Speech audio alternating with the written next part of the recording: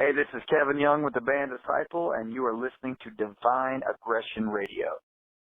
For this edition of Divine Aggression, I'm supposed to be this professional interviewer, journalist, disc jockey, but actually I'm just a big fanboy of this band and this gentleman, my special guest. I want to welcome, and I don't take for granted getting to chat with people that have played a part in the soundtrack of my life. I've interviewed a few people in that genre, and this is no different. So I want to welcome my special guest, Kevin Young from Disciple. Thank you so much for taking the time to chat.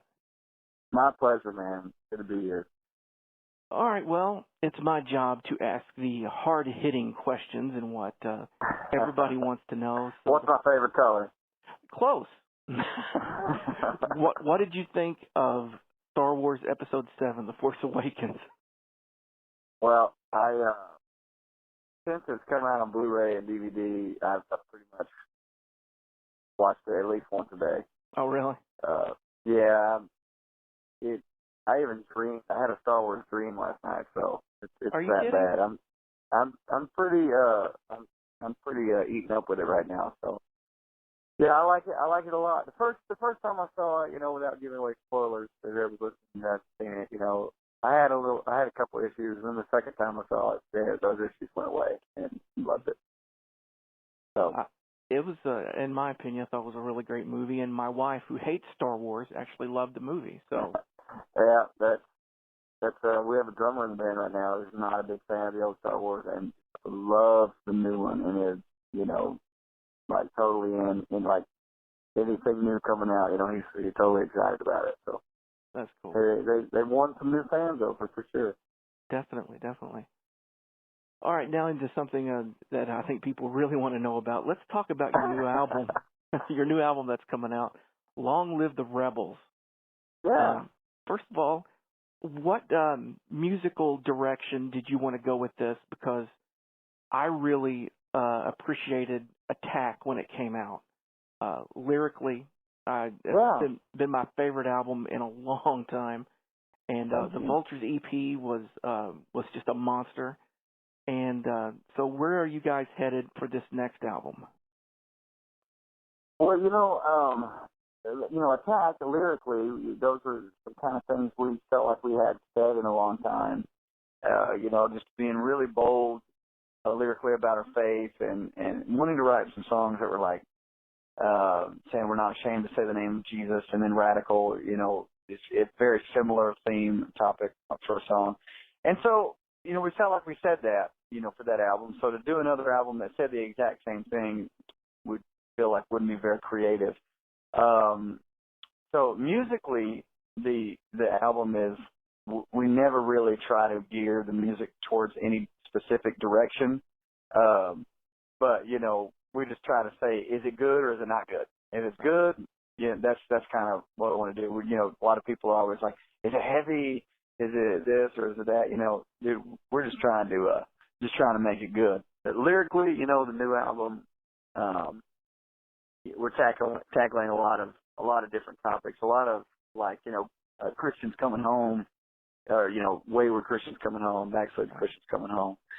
Got a new song that I really love called First Love, and it's kind of just about falling in love with God all over again. And that's something I felt like is a song that hadn't been written in a while. Really excited about that. But I mean, the topics are very broad. Long live the rebels. People say, what does long live the rebels mean? And it simply just means the world is going to go their way, and we're going to go the opposite way. We're going to be the rebels that walk the other way, right. And not just get in step with the world and whatever they want to do, however they want to think. Mm-hmm. We're going to go the other way and be the real rebels. People say, that person's really rebellious because they're doing something worldly. Well, they're really not, man. That's just what everybody's doing. It's like, we're going to go the other way. Right. Well, I've noticed a lot of bands recently talking about genre a little bit and style. I've noticed some bands that I've been fans of for a long time, they're backing the guitars off and going in a really different direction musically. And and I do appreciate you wanting to do what sounds good, you know. But I take it, I'm going to just ask the question, is it going to be a guitar-oriented sound? Oh, absolutely. Because I really can't hear Disciple not being guitar-oriented. Yeah. We're definitely committed to being a rock band. There's no question about it. We love, you know, writing worshipful songs or slower songs and, you know, different sounding songs where the guitars aren't so prevalent, but we're, you know, we're never going to create an album that's full of those types of songs. You know, we're a rock band, so there's going to be, you know, rock songs. And in order for it to be a rock song, in my mind, the guitar's got to be cranked. Right. You know, lots of guitar solos on this next album, so I think guitar players will be very happy to hear it. All right, let's go back and talk about your last release, which was Vultures. It was an EP. Now, were those songs recorded during the Attack sessions, or were they written and just didn't make it to the album and then recorded afterwards? Yeah, they were written at the same time as all the other Attack songs were written. And, you know, when we're doing an album, the final cut is usually only like 10, 11, or 12 songs. But we write so many more than that, you know. For the Attack album, I think we wrote like 37 songs, something like that. And so Vultures was this 6 songs that didn't make Attack that we were like, you know, we really want our fans to have these, but we don't want to like wait for the next album, you know, to put it out. We want to, you know, put them out now. Part of the reason why they didn't make Attack is if, when you listen to Vultures, they just feel very different. You know, we're very much into the idea of songs kind of meshing with each other, you know? Yep, flowing. And those songs just sound like a different album than what Attack had. It wasn't because they weren't good enough, you know. So, but together on the Vultures EP, they sound like they go really well together. So we were very excited to put that out. And it was kind of like a fan only, you know, EP. You know, we didn't really put much marketing behind it or let people know about it. And that was the purpose of it. Was like, hey, these are some songs some lost songs that weren't even supposed to get out there, but we wanted our diehard fans to have them. Being on both sides, you've been an independent band and you've been on a record label. For the young bands out there, what are the pros and cons of being independent and being signed? Yeah, you know, we've been a band for a long time, so you know, the world is changing, you know, and 2016 it's a much different world than when we started, you know, in the mid 90s. And a record label back then, it was a goal, you know. Everybody wanted to get signed, and there's still to this day, you know, this idea that you get signed and you know you've made it somehow, or that's the first step towards making it, I guess. But what record labels actually do for you is a common misconception. You know, really the two things they do for you is they pay for your album, but they pay for it in a way where, like, they don't pay you any money back until you've repaid them the money, you know, for the album. So they're not really paying for your album. You're actually still paying for your album. It's just they kind of loan you the money like a bank. But they also, in order to try to make money off of you, they you know, market you and get your name out there. And that's one of the best things that a record label does. If they're a really good record label, like the one that we were on, and they'll try to push you and not let you put just average songs out there, they'll, like, you know, call you on it and be like, hey, this song is just average. You need to go back and work on it and make it better. And we were very fortunate to be on a great record label that really pushed us to become better and write better songs. You know, but being independent, is talking the flip side of that is, you know, sometimes record labels, in their quest for pushing you to write a great song, they sometimes, you know, suffocate the artist a little bit, you know, and you're not able to say things that you want to say or write songs the way that you want to write them. And, you know, after about 10 years of doing it, you're kind of ready to do your own thing just because you want to write a song just simply the way you want to write it, just because. And that's what the end result of our Attack album was us just saying, hey, these are the songs we've been waiting to write for 10 years, and here they are. But, you know, in 2016, for a young person who's starting a band, you know, having a goal to get signed on a record label, I mean, you just don't need to have that goal. I mean, you really can, make a career out of it on your own. And it's really phenomenal just the way that the internet has just kind of opened up for anybody to be discovered, no matter what country you're from, where you're at. It kind of doesn't matter. Well, keeping along this same line of questioning, I want to ask you about a certain song. And I've always wondered, well, you don't have to give specifics, but kind of, who was the song written about? It was a song on I believe it was Southern Hospitality, called Liar. Yeah, I knew, as soon as you said who was it about, I already knew what song you were going to say. Yeah, there was a specific person that was about it, but I don't tell people who that was.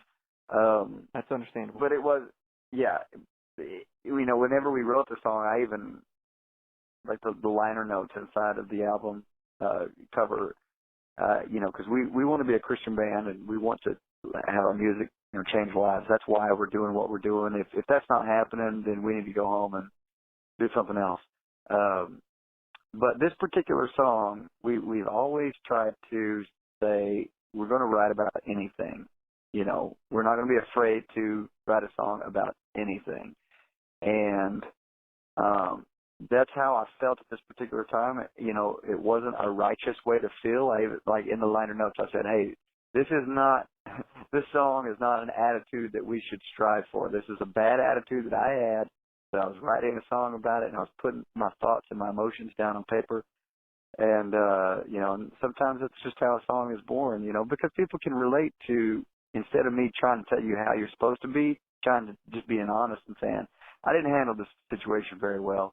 This is how I felt. This person, was kind of dishonest about a lot of things, and, was over some of our business affairs, and,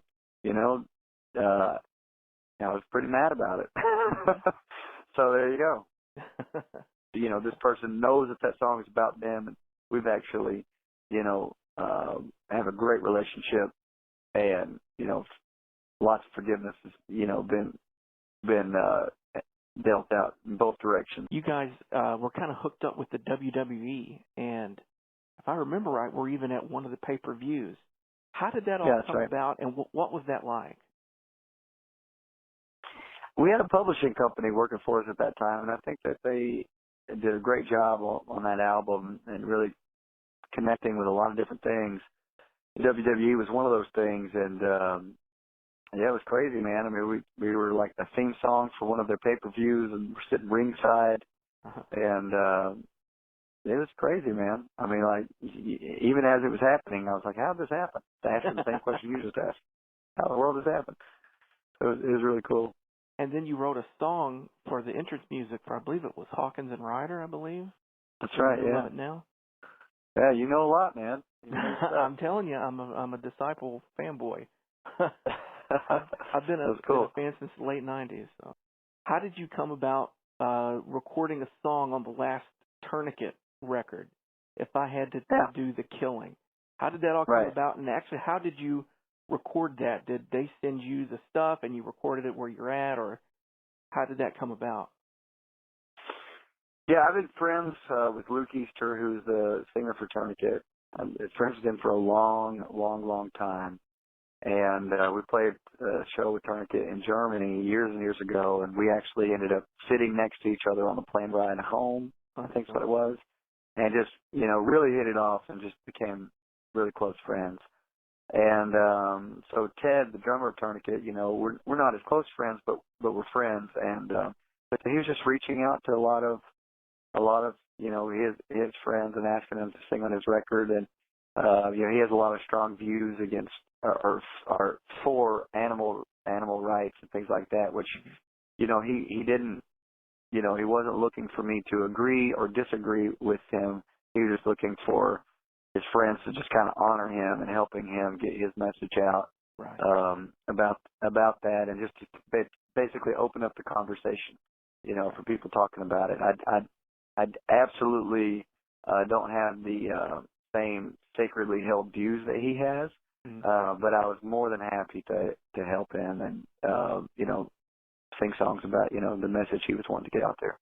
Right, and look at the people you're alongside on that record. Gosh, Doug Pinnick and Michael Sweet.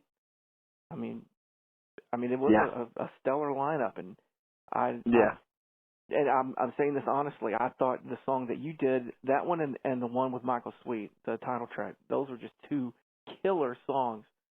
So if there are Disciple fans out there that have not heard If I Had to Do the Killing from Tourniquet, check it out because Kevin does a great vocal, and it's a great song. It's really catchy. Thanks, man. Oh, you're welcome. I'm being totally honest. Did you get a rough version of how they wanted it sung, or did they give you lyrics and just go crazy? Exactly. As with anything, I mean, even the WWE Hawkins writer saying, you know, people give you a foundation, a template of how they want the song to go, and then I basically say, well, what about this? You know, can I do this? Can I do that? And every time, you know, people have always given us the freedom to do it the way that we want. So Ted had a template of how he wanted it to go, and I just made a couple little changes, no big deal, but just more about, you know, the way to sing things that would complement my voice more. You know, as with every singer, you know, there's just a way to sing songs that make their voice sound better. So that's kind of the things we were trying to do. I remember watching you in concert one time, and people started yelling out, "Striper! Striper!" And you started to sing Lady from Striper. And oh, my gosh, wow. You went like, "Lay," and then you stopped.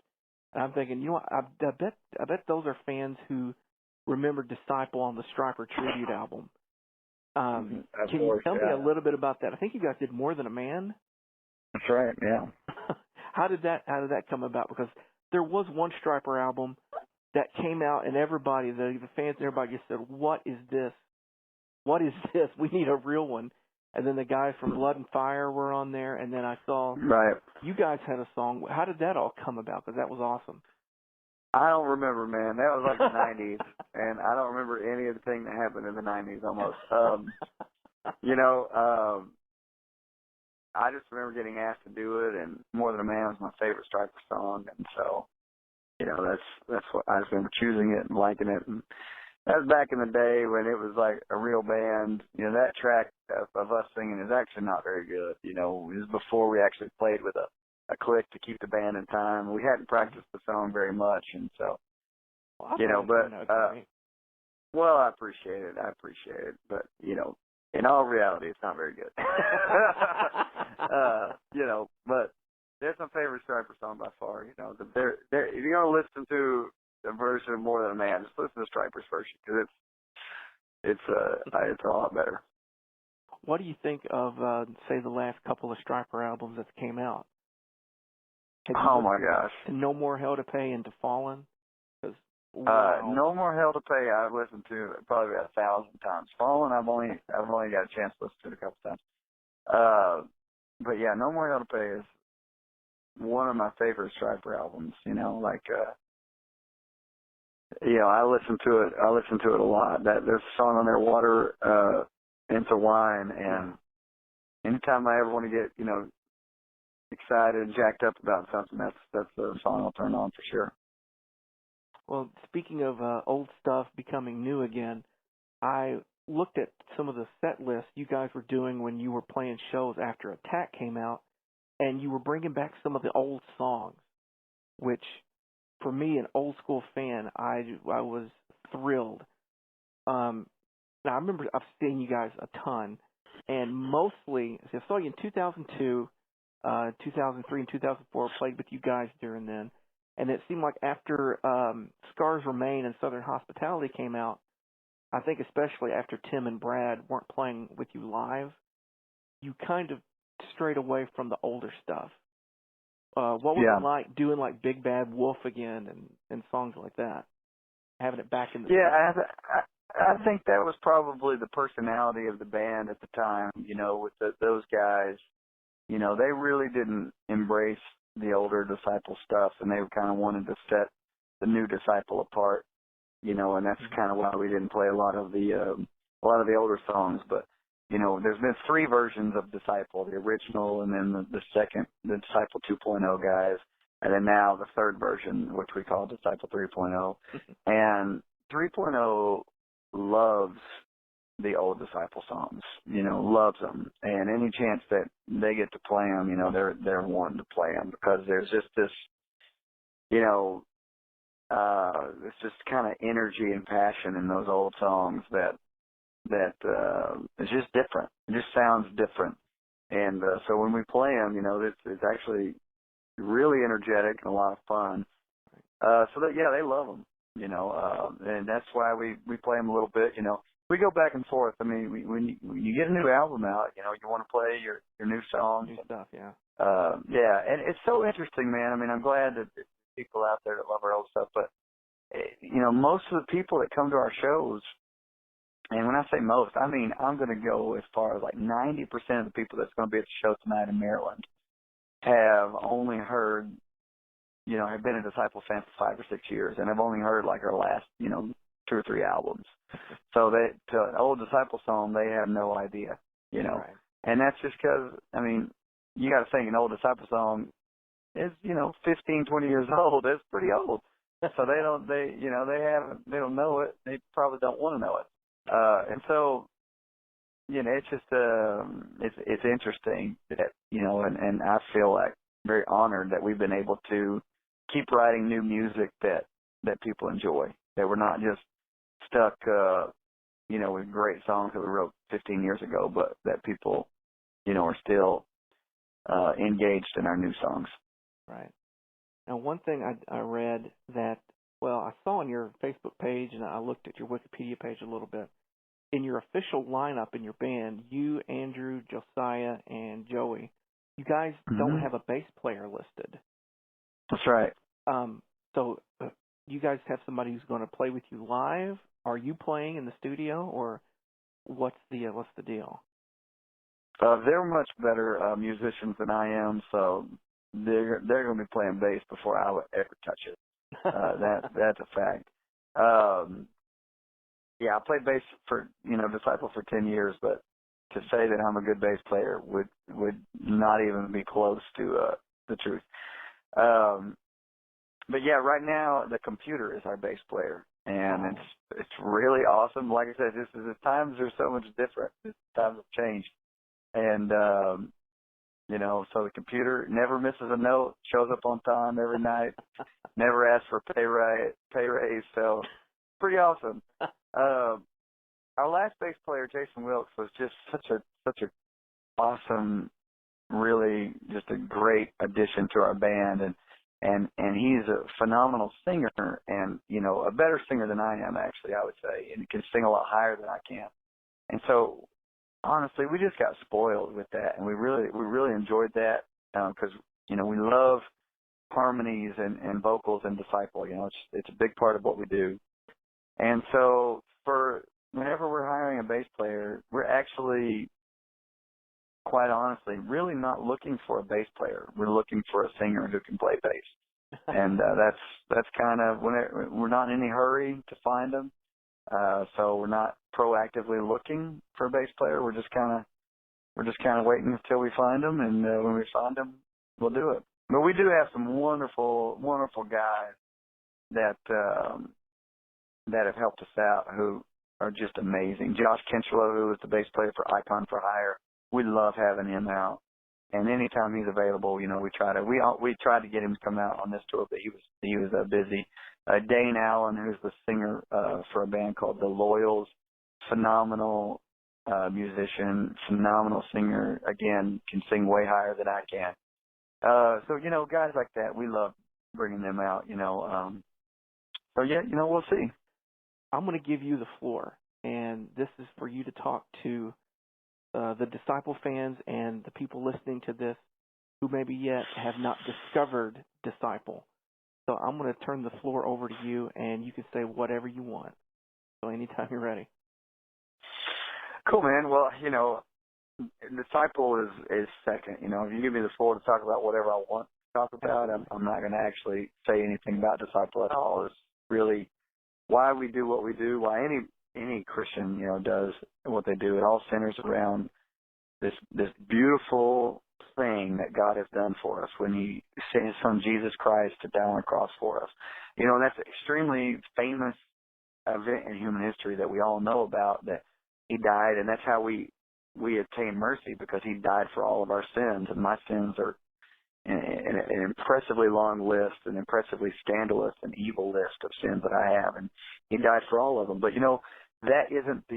that's not even the greatest day in human history, the day that Jesus died. We put crosses on top of churches and wear crosses around our neck, and some people even tattoo crosses on their arms. That's not even the greatest day in human history. The greatest day in human history is the day that Jesus rose from the dead, because by his death, he was able to forgive our sins, and then he himself dying was all about us obtaining mercy from God. But when he rose again, he conquered death and the curse of sin and death that was over humanity. He conquered that. And Ephesians chapter 2, it says this. It says, because he is alive, we can now have life, that we can now have the gift of eternal life, that we can become the children of God. Now, that having mercy and having forgiveness, that's just the beginning. But being able to become a child of God, to have the gift of eternal life, that's forever. That's something that can't be taken away from you forever. So we've been talking a lot about the fact that Jesus, not just that he died, but that he's alive, and that we now have the opportunity to become children of God. Because my kids, I have 3 kids. It's been a wonderful honor to have 3 kids. And they learn from me. They like Star Wars because Daddy likes Star Wars. They like Transformers because Daddy likes Transformers. They have a Southern accent because Daddy has one, right? Well, you heard your whole life, maybe you have, if you've been around Christians, to have a relationship with God, and that word relationship may go in one ear and out the other. But actually, that's everything. Relationship means everything, because my kids, they're like me. Why? Because they've tried to be like me, or because of a set of list of rules, list of do's and don'ts? No. They're like me because they have a relationship with me. Well, that's what God has offered to us, is to have a relationship with him. So what's the end result of that? Is we as his children become more like him through relationship. My kids didn't try to learn English. They didn't go to school to learn English. They didn't study to learn English. They learned it by having a relationship with me. This miraculous thing, this event happened in their life. And God showed me one day, he said, you want to be like me? You want to live like me? You want to live in the miraculous like me? Then stop trying to be like me and just hang out with me, and I'll show you how to be like me. And that's what I want to tell people, man, is like, trying to be a Christian, that's just you under your own power. There's something so much greater out there available for you, and that's a relationship with God. It's him as your father and you as his child.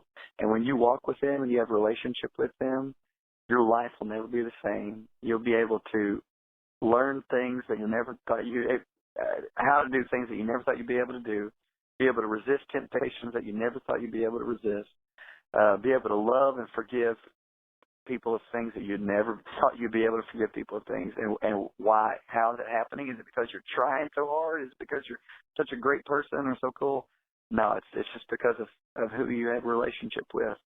And so that's what we want to try to talk to people about and get people turned on to, is this wonderful opportunity that we have to have a relationship with God.